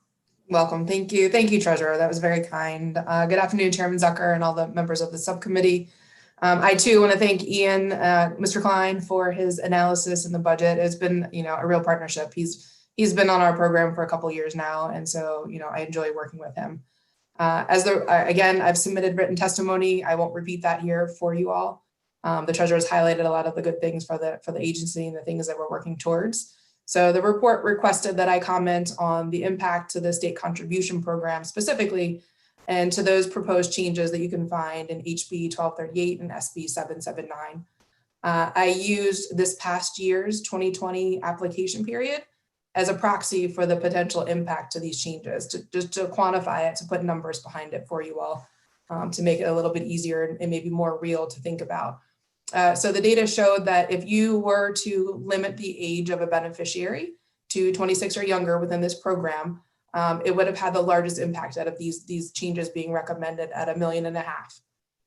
If you were to cap the lifetime max for an account holder within this program to $9,000, it would have had the second largest impact at $1.2 million. And then finally, the third recommendation that I'm able to quantify for you is the Maryland residency requirement, and that's for an account holder. So just to be clear, there's already a residency requirement for a beneficiary. This is now including that requirement for the account holder, and that would have an approximate $300,000 impact. So the other one was changing to adjusted gross income. I couldn't quantify that at this time for you. That's not data that we had available. So all in, these changes would have about a $3 million impact. So if you're looking at this past year, as Ian had mentioned, there was a $12.5 million funding, including the deficiency for the program in 2020, and all of it was funded. With these changes in there, we would expect that would have been about $3 million less. So I think that we believe, again, with all the senator and the delegates' support and the work group that we've been trying through this. We've looked at this from so many different angles and really trying to get at the intent of the program. And I think that by putting in these changes, it really solidifies that, and the focus being on the lower and lower and middle income populations. And that really gives us a longer runway to work with that. From there, I'll take any questions. Well, thank you very much. Senator Elfreth. Thank you, Mr. I needed to take a moment to just thank the treasurer and Ms. Layton for their work. Delegate Forbes has done an incredible job. We're working on this together, as well as Delegate Solomon and Senator Zucker and Senator Klausmeier. And I just need to say, Aaron was on the phone with us late last night working through some other concerns with the bill. And I think it is the best place it can be. And we look forward to the hearing next week, but we would be flying in the dark without Aaron's guidance. So I just want to say thank you. We also appreciate her and the work that you all are doing. I'm glad Aaron pointed out the savings. One would hope that those savings then would go to bring other families in and educate even a larger portion of our kids. Are there any other questions for the treasurer or Ms. Layton? I don't see any. Chairman Barnes, you see any on your? Do not. Well, thank you, Madam Treasurer. Thank you, Ms. Layton, for all your hard work. We'll now turn to Ms. Sarah Fiddler, President of the Maryland Independent College and University Association. I know that Ms. Fiddler has a couple of presidents with her, President Devereaux and President Yam. So Ms. Fiddler, please. Great, thank you. Thanks very much for having us. Good afternoon, Senator Zucker, Delegate Barnes, members of the subcommittee. Again, I am Sarah Fiddler from the Maryland Independent College and University Association. We represent 13 state-aided institutions and serve about 66,000 students in both graduate and undergraduate programs. 34% of our students are a student of color, 24% are a Pell Grant recipient, and as Senator Zucker said, President Yam from Notre Dame University and President Devereaux from Goucher are going to expand more on the specific demographics of their institutions. My statistics are just for our sector. We operate in 180 geographic locations throughout the state, and we offer over 1,600 approved academic programs. So we are extremely grateful for our longstanding partnership with the state. This has been a 240-year relationship and almost 50 years of Selinger support, and that's what we're here about today. We believe this is a wise investment of public money. We take only 3% of the state's higher education budget. We then educate 15% of the state's college students, and we award almost 30% of the state's degrees. So we're proud of our high retention and graduation rates. We outperform all of our peers on this. We have shorter time to degree, low student loan default rates, and top ranked mid-career salary earnings for our graduates. So as I'm sure you're aware, the Budget Reconciliation and Financing Act reduced the Selinger appropriation by almost $30 million, which is 34%. And so we're here today to ask you to reject this action and to restore the link between our institutions and the other segments of higher education. We use the vast majority of the Selinger funding, almost 90%, for financial aid for Maryland students. And so something I want to leave with you is that at full funding of Selinger this year, that would be $80 million that would be used for financial aid for Maryland students to have the choice of an institution that would best fit their needs. On top of that, our institutions provide institutional-based aid.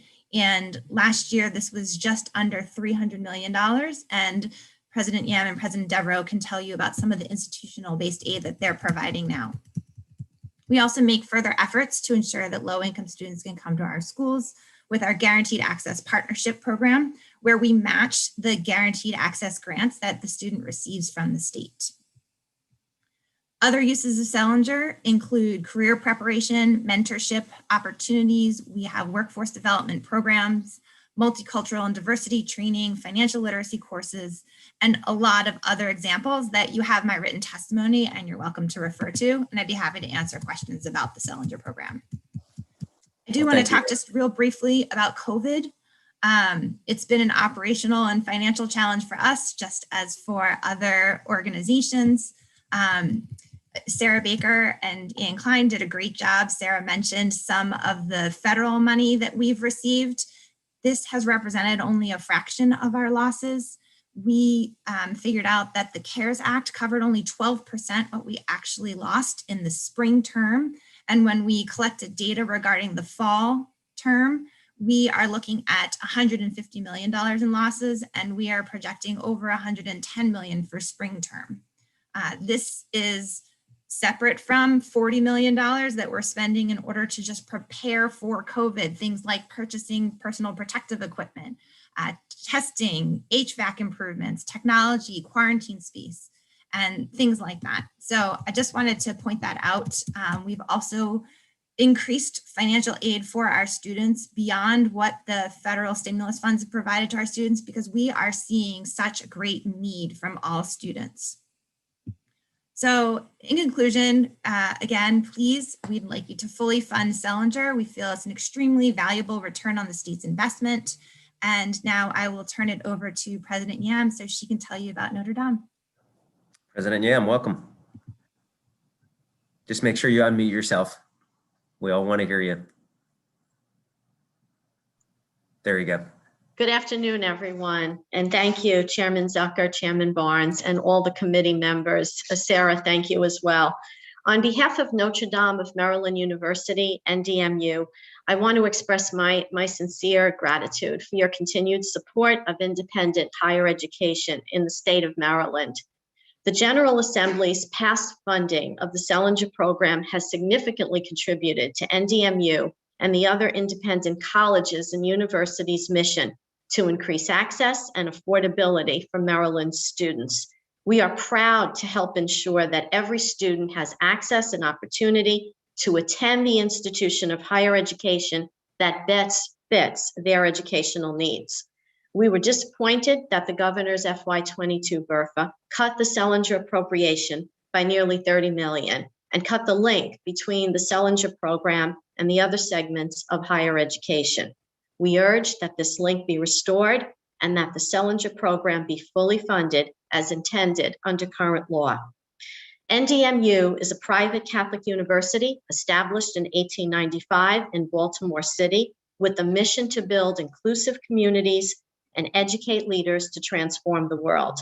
We were the first Catholic women's college in the country to award the bachelor's degree. Currently, NDMU is home to Maryland's only women college.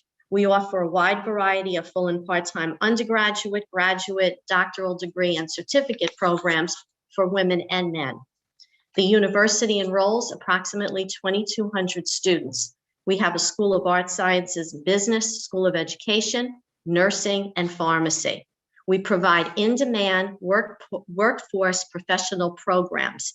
NDMU's School of Education is the largest private provider and third overall of new teacher certifications in the state of Maryland.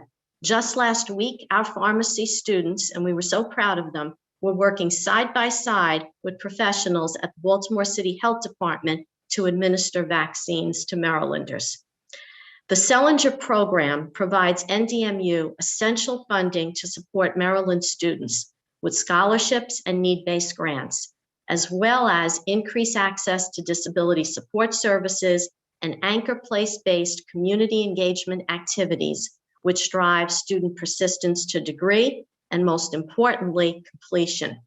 NDMU moved up in the U.S. News rankings to number 11 for top performer of social mobility, which takes into account persistence to degree for students who have the highest financial need. Each year, Notre Dame finds our student population requiring a growing amount of financial aid, and we've stepped up to the plate, increasing our allotment of institutional aid to allow more students to pursue and ultimately complete their education at Notre Dame. During COVID-19, NDMU has seen the needs of our students grow significantly as personal and family incomes have been significantly stressed. As a result of your generosity and support in FY 2020, NDMU provided Sellinger grants to 500 Maryland students. Notre Dame serves a unique and diverse population of students. In our women's college, 90% of our students are Maryland residents. 58% are students of color, including a growing 15% Hispanic population. 6 years ago, that population was roughly 8% at NDMU. Many of these students are first generation, 35%, and participate in our recognized Trailblazers Scholar Program. Furthermore, 55% of our traditional undergraduate students are Pell eligible and rely on a combination of federal, state, and institutional financial aid to support their educational pursuits. NDMU and the other MICUA institutions have seen a return on investment for Sellinger funding that is noteworthy, not only in the state of Maryland, but also nationally. As President Fiddler remarked, in Maryland, the appropriation for private institutions is 3% of the state's appropriation funding, yet we serve 15% of all students and award almost 30% of all degrees. Restoring the $30 million proposed reduction will position us to best serve our students, employees, and local communities. So thank you again for your support. We're very grateful. Thank you. Are there any questions for the president? I don't see any. Chair Barnes, see any on your end? Okay. See none. Thank you. President Devereaux. Thanks Thank you, Senator Zucker and Delegate Barnes in the subcommittee. I want to start off first by thanking you for the past support and this invaluable support of the Sellinger funding for us. To give you an idea, for Goucher College, we receive about $2.3 million in Sellinger funding, and we're able to then match that with about $16 million overall in financial aid funding for Maryland students. So a clear multiplier effect in terms of how it affects our students and their ability to be able to complete their education. I want to second what my colleague, President Yam, said, that similar to Notre Dame University, the Goucher has become increasingly diverse over the years. And today, we're using 92% of those Sellinger funds to not only for financial aid, but for our quantitative reasoning center, our writing center. 15 years ago, we were at only 15% first-gen students. Today, we're 35%. 10 years ago, last year, I have the stats on it, we were at 27% for Pell Grant eligible. Today, we're at 41% Pell Grant eligible students. This year's incoming class was 56% students of color. So very different than the way Goucher College looked 30 years ago or 100 years ago. A dramatically different campus with students coming from a variety of different backgrounds. And it's created enormous challenges for us at every level to make sure that we could maintain our historically high graduation rates. We provide a different kind of education with smaller classes size, greater attention, more choices, and a more interdisciplinary focus. But we're strongly connected to the publics. When we actually look at students who transfer or students who apply, we find that the two most common people that we show up, institutions that we show up against are UMBC and Towson University. So far from thinking of the privates and the publics as separate, we are all part of the same system that gives our students in Maryland enormous choices. And we feel we play a major part in that. So thank you for the Sellinger funding, but very much we want to reject the BRFA, and we urge you passionately to restore the additional $30 million in cuts to the Sellinger funding. It is money well spent for our institution, and most importantly for our students to help them graduate. President Devereaux, President Yam, thank you for your testimony. Are there any questions for any of this panel? See any? Chair Barnes, you see any on your end? I do not. Thank you both for joining us today. We appreciate you. Thank you. Fiddler, thank you very much. I believe that concludes the budget hearing on Maryland Higher Education Commission. I'll now turn it over to Chair Barnes. Okay, so our last agency today is Baltimore City Community College. Mr. Klein will again give the analysis. Mr. Klein. Okay. Everybody at this point should see the Baltimore City Community College analysis on their screen. We're going to get started on page 4, which looks at enrollment from fall 2015 to 2020. From 2017 to 2019, BCCC's enrollment grew by 721 students, or 17%. However, as a result of the COVID-19 pandemic, enrollment has fallen significantly from 2019 to 2020, decreasing by 728 students. The largest numeric decrease was from the first-time full and part-time student population, which fell by 519 students, or 44% compared to fall 2019. One bright spot was an increase in the dual enrollment student population, which increased by 197 students, or 80%. BLS asked the president to comment on why there was such a large increase in the dual enrollment student population and if successful enrollment strategies for this population could be adopted for others. Exhibit 2 on page 5 looks at the successful persister rate for BCCC. While four-year institutions use graduation as a measure of success, community colleges use the successful persister rate. A successful persister is a student who attempts 18 or more credits in their first 2 years and after 4 years are either still enrolled, have graduated, or have transferred to another institution. Exhibit 2 on page 5 shows the rates of college-ready students, those who did not need any developmental courses, and developmental completers, those who completed developmental courses and later completed their program course requirements. Students who are developmental completers at BCCC have tended to have higher persister rates than those who were considered college-ready. This has again proven true for the 2015 cohort, with the developmental completers attaining a successful persister rate of 77%, while the college-ready students attained a rate of 64%. Exhibit 3 on page 6 adds the developmental non-completer category.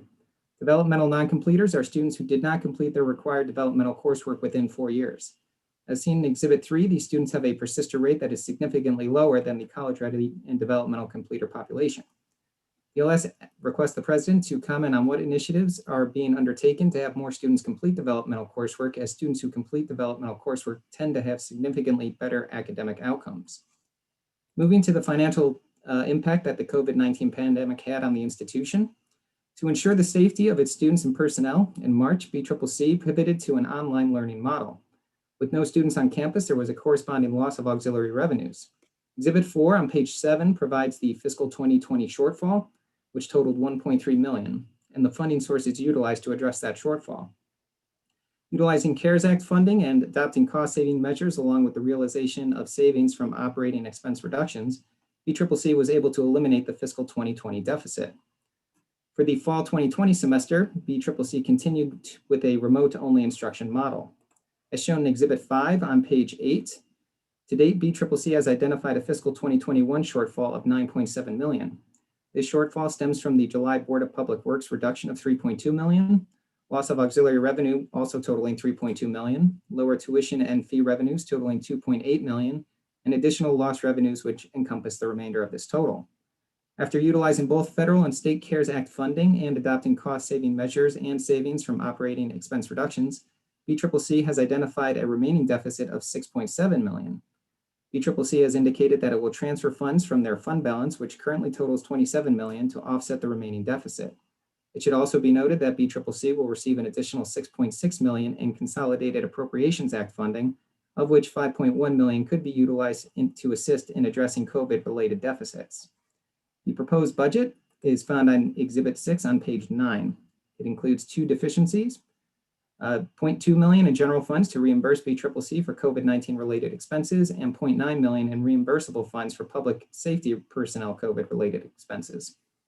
Total state funds increased by $1.9 million, or 5.1% in fiscal 2022. Baltimore City Community College's funding formula is summarized in Exhibit 7 on page 11. As shown in the exhibit, absent hold harmless funding, BCCC's fiscal 2022 allowance would be $32 million, or $7.4 million below the previous year's funding level. As a result, the hold harmless provision takes effect, resulting in the institution's funding level reaching $39.5 million. When the English for Speakers of Other Languages funding is included, BCCC's funding total level reaches $39.9 million for fiscal 2022. When reviewing personnel data for BCCC, it should be noted that BCCC's vacancy rate is 22.8% higher than necessary turnover. The president should comment on the high vacancy rate, and the president should also comment on any cabinet level positions that are currently vacant and identify when those positions are expected to be filled. Moving to the issues, which begin on page 13 and run through page 14, The first issue discussed involves BCCC's shift to remote learning as a result of the COVID-19 pandemic. On these pages, BCCC provided a host of answers concerning transitioning to remote delivery of academic instruction in the spring, ensuring the quality of courses provided, providing student services remotely, as well as overall challenges and lessons learned that were applied to the fall semester. I won't go through all of these here as they are summarized in bullet form on these pages. DLS requests the President to further comment on efforts to provide mental health services remotely.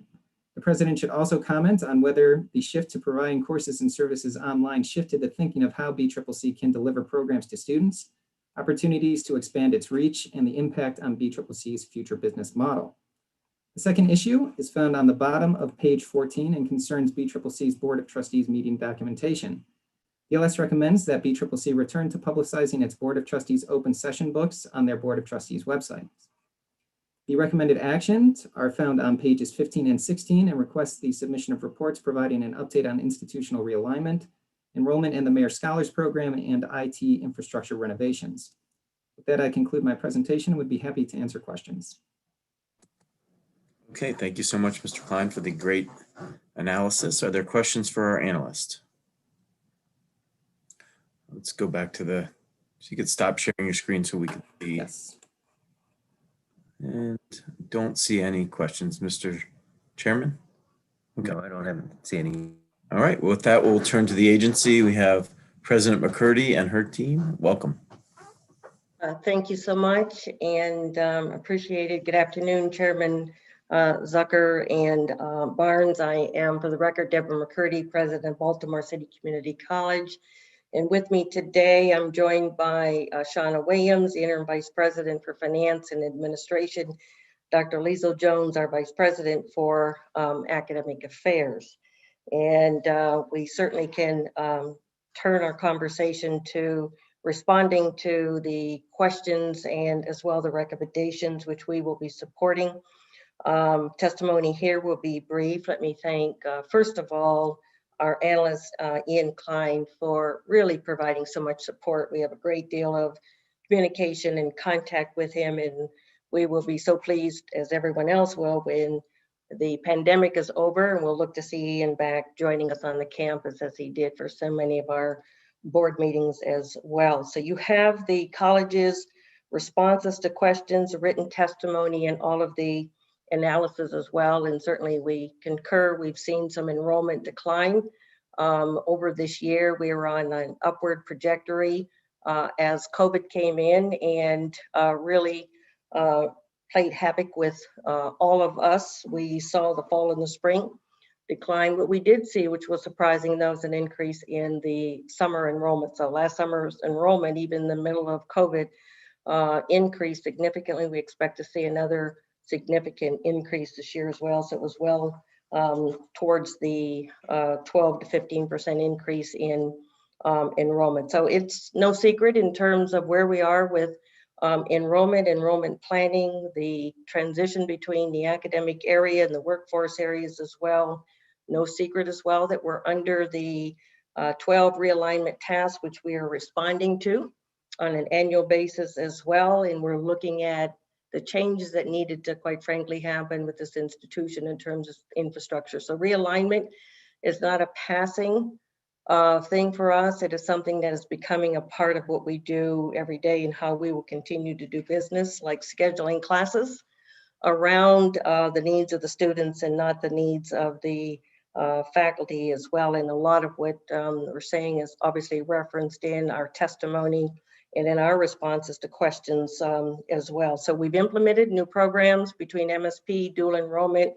We're taking off into a good start. MSP is the last dollar scholarship that allows students to come in from Baltimore City public schools free of tuition. And so we're continuing and expecting that we will have high focus on retention of MSP.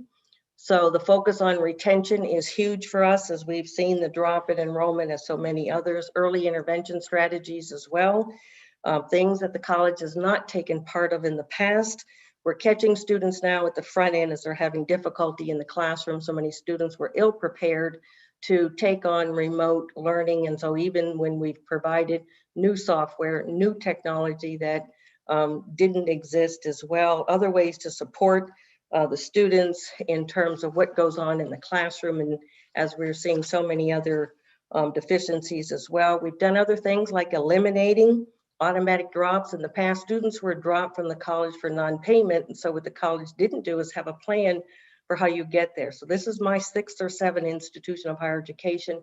That's a big part of retention in what you do. So you just don't drop for non-payment. You put in a plan that says, is there a payment plan? Is there scholarships? What we do know is students can come to Baltimore City Community College tuition free. If we package their financial aid correctly, they should be able to get through, most students through this institution tuition free. And a lot of that was just not part of that infrastructure that we did on a regular basis. And I can tell you in any given semester, the college probably lost 1,000+ students by not having this type of payment plan as well.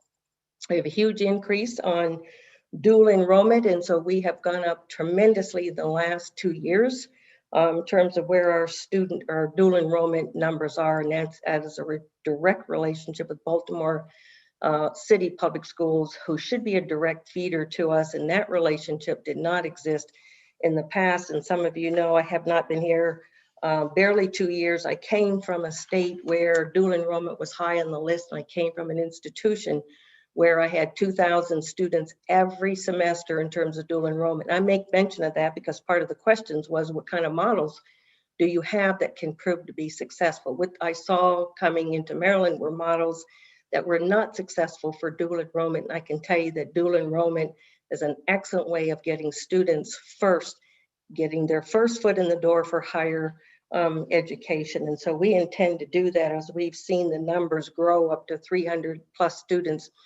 just in this semester, with Baltimore City Public Schools becoming our #1 feeder as well. This is all part of the recommendations for us coming out of the legislative services analysts with regard to enrollment, with regard to dual enrollment, MSP. This is all part of it.